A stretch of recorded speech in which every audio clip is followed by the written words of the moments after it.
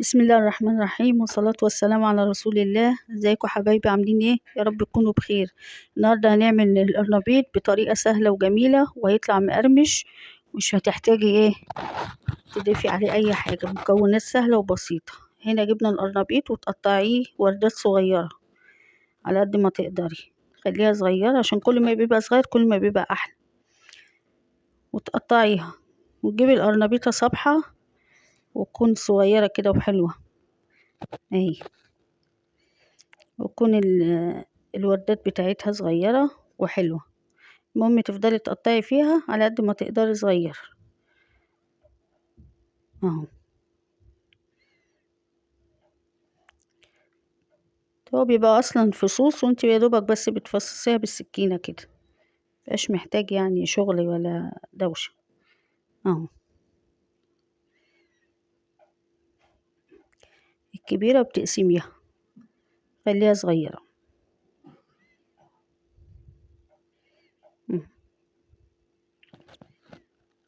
قطعناهم كله.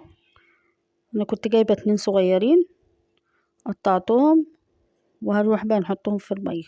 هشطفهم بس اديهم شطفة كده تحت الحنفية وارجع احطهم. هنا بنحط المية تسخن ونروح حاطين الملح، معلقتين كده صغيرين على حلة المية.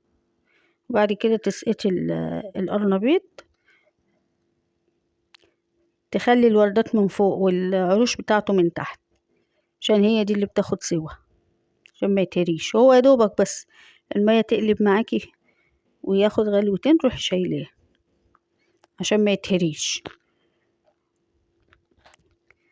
هنحط كله اهو مع بعض.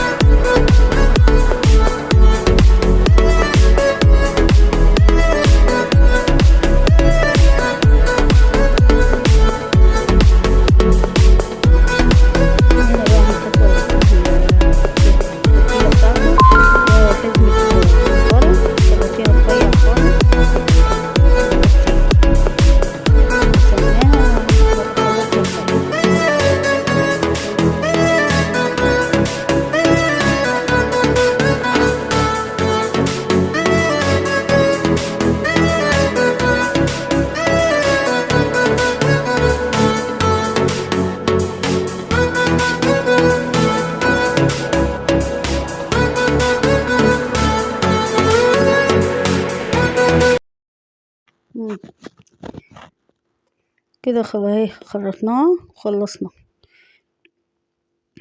هنبدأ بقى نعمل التتبيلة بتاعة القرنبيط.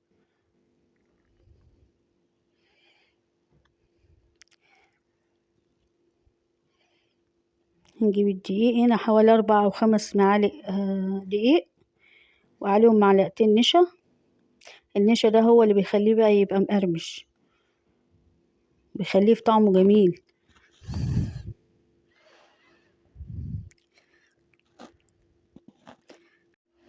وهنا معلقة بيكنج باودر انا المفروض تحطي كربوناتو، بس انا مكانش عندي فحطيت بيكنج باودر. كان عندي باكو واخده منه وحطيت الباقي.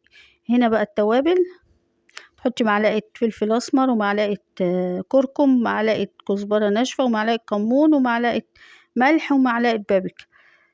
والملح بقى ده حسب ايه التذوق عندك، عايزاه حادق شويه عايزاه متوسط كده.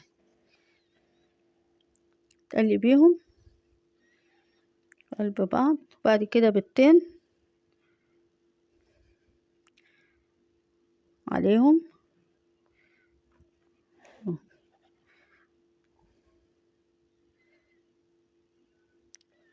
ونقلبهم مع بعض.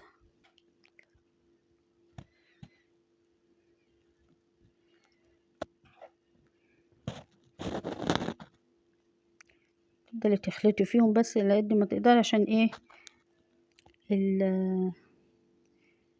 ما يكلكعش معاكي الدقيق.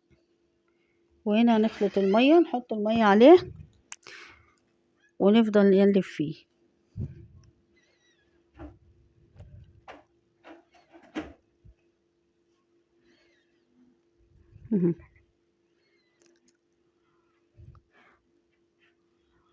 هنخلط بقى فيه جامد كده بحيث ما ايه الدقيق ما يكلكعش معانا. نحط له مية، هو ما يبقاش سايل قوي ولا يبقى ناشف قوي، يبقى مظبوط زي يعني ايه اجمد سيكة كده من عجينة الكريب.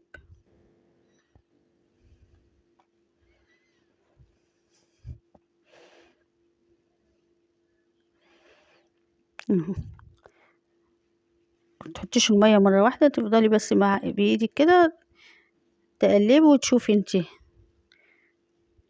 ما يبقاش متماسك قوي وما يبقاش سايل قوي، وسط.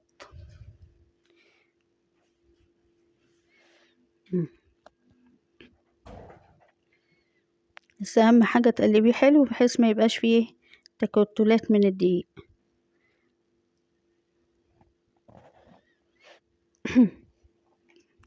هنا حطينا الخضرة، الكزبرة خرطيها،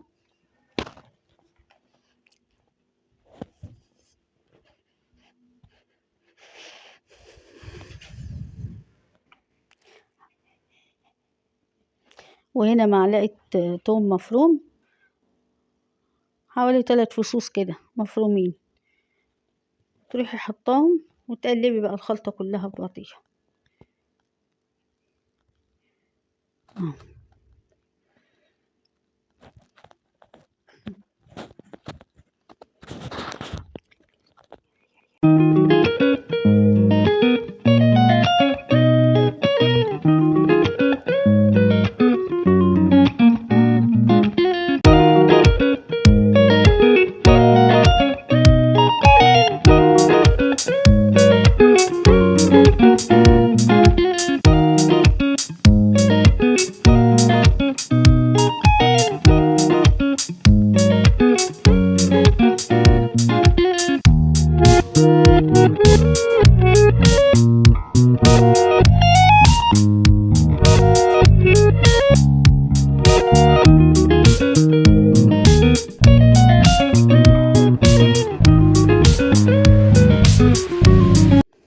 اهو يا حبايبي هي كده خلاص الحمد لله خلصت.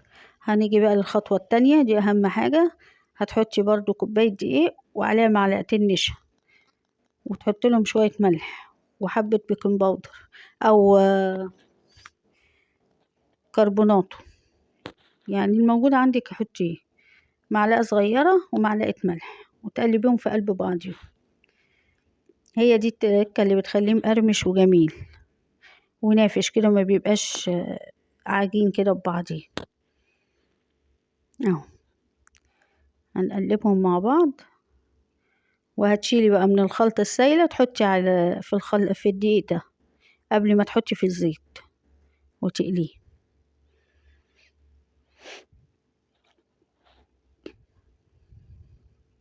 اهو نبدأ ننزله ونخلط القرنبيط مع التتبيلة بتاعته، وبعد كده نشيله من هنا نحطه في الدقيق.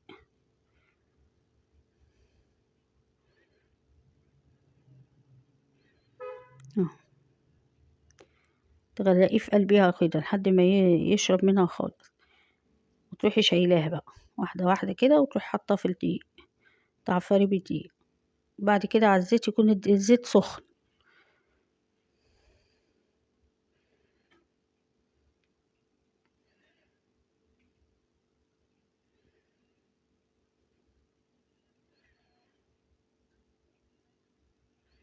هو بيبقى جميل واحلى اكلة في الشتا ده، والولاد بتحبه بالطريقة دي، هيعجبهم قوي. اعمليه كده وجربي وان شاء الله هيعجبك.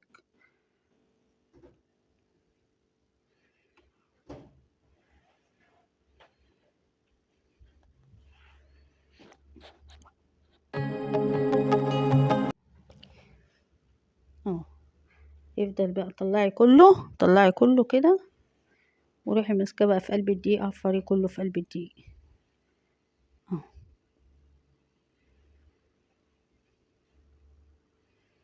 عايزة تقليه بقى كله تقليه براحتك، عايزة تعملي على قد الأكل وتشيلي الباقي في التلاجة، ولما يجي حد عايز ياكل تعمليه ويبقى سخن.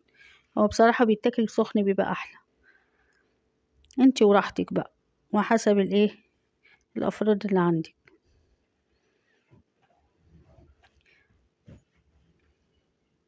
أنا عندي ولادي لازم ياكلوا سخن، ما يتاكلش بارد، فبركنه بقى، أعمل على قد الأكل والباقي لو فات حاجة بشيلها في التلاجة، وقت ما يعوزوا ياكلوا بطلعه. حد بقى من الجيران من القرايب جه حب شم الريحة يبعتولي هاتي، بوزع. هو بصراحة بيبقى طعمه جميل، وكله بيحبه بالطريقة دي. يا رب تجربيها وتعجبك.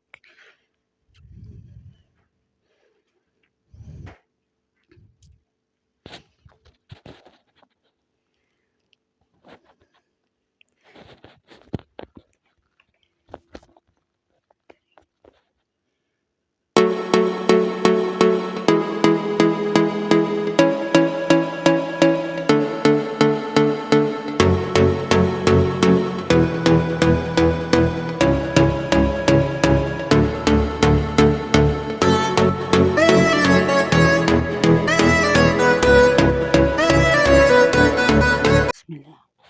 هنا بقى انا حطينا الزيت يسخن على النار، وهننزل عليه القرنبيط.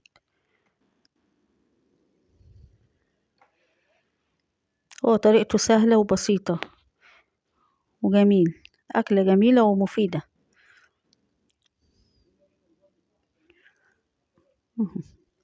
نزلي على قد الطاسة ما هتشيل.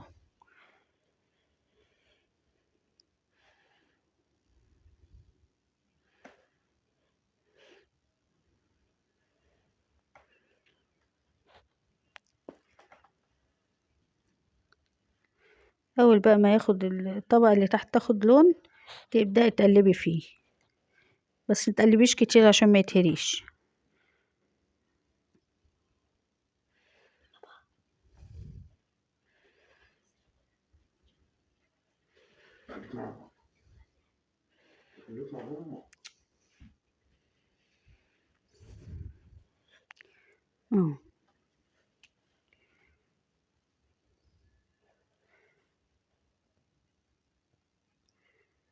تقلبي فيه كده لحد ما ياخد اللون الذهبي من جميع الاتجاهات كده ويستوي.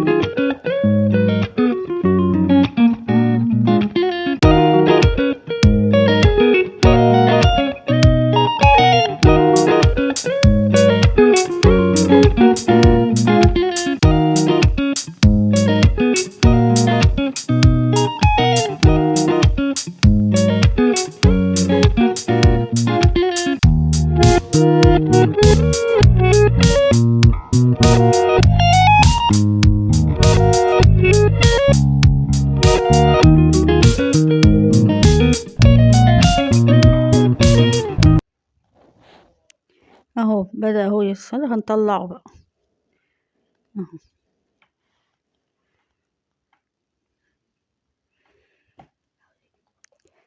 تحطي مناديل بحيث يبقى ايه، لو في شوية زيت طلعوا يمتصوا، المناديل بتمتص.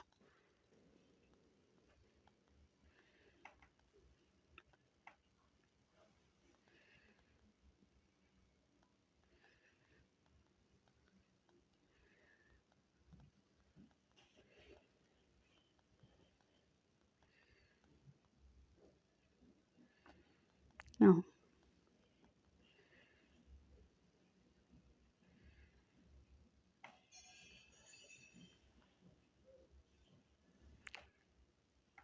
اللي تقلبي فيه كده في جميع الاتجاهات بحيث يطلع ايه كله مستوي، كله متحمر.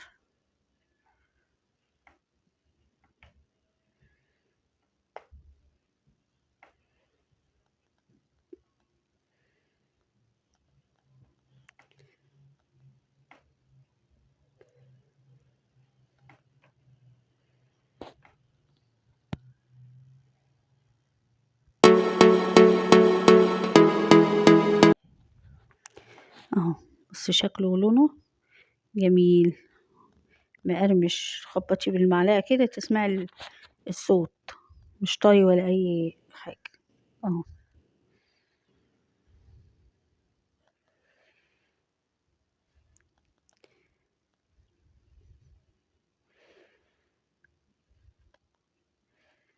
جميل جميل اهو مستوي، بألف هنا وشفا، بألف هنا اهو. ان عجبك الفيديو شير ولايك واشترك في القناة، وادعيلي دعوة حلوة كده. كنا بقى شوية بقدونس كمان لو عندك وتروحي مرشهم عليه.